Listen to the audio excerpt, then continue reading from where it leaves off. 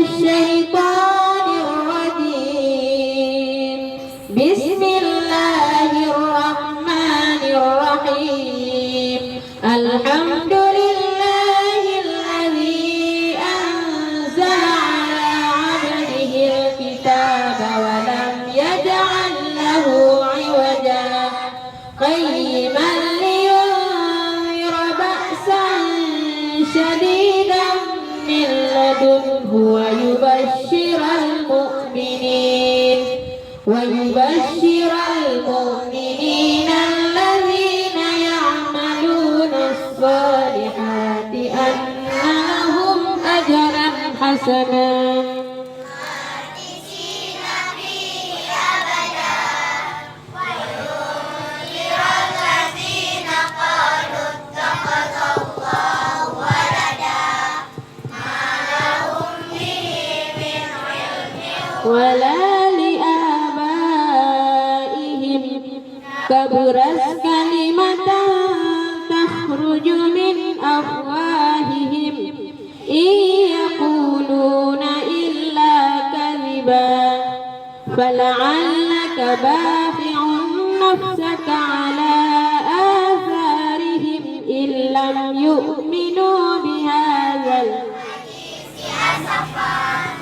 إنا جعلنا ما على الأرض زينة لها لنبلوهم أيهم أحسن عملا وإنا لجاعلون ما عليها صعيدا جرزا حسبت أن أصحاب الكهف والرقيم كانوا من آياتنا عجبا إذ أوى الفتية إلى الكهف فقالوا ربنا آتنا من لدنك رحمة وهيئ لنا من أمرنا رشدا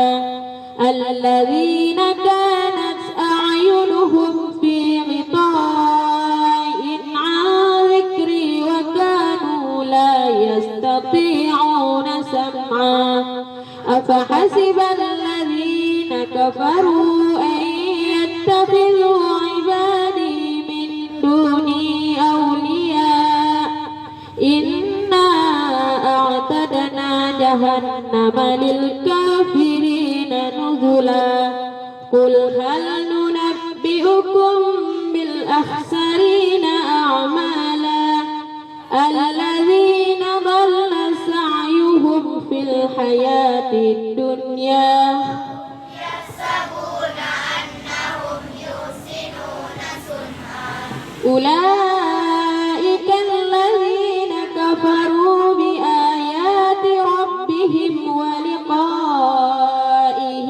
فحبطت أعمالهم فلا نقيم لهم ذلك جزاؤهم جهنم بما كفروا واتخذوا آياتي ورسلي هزوا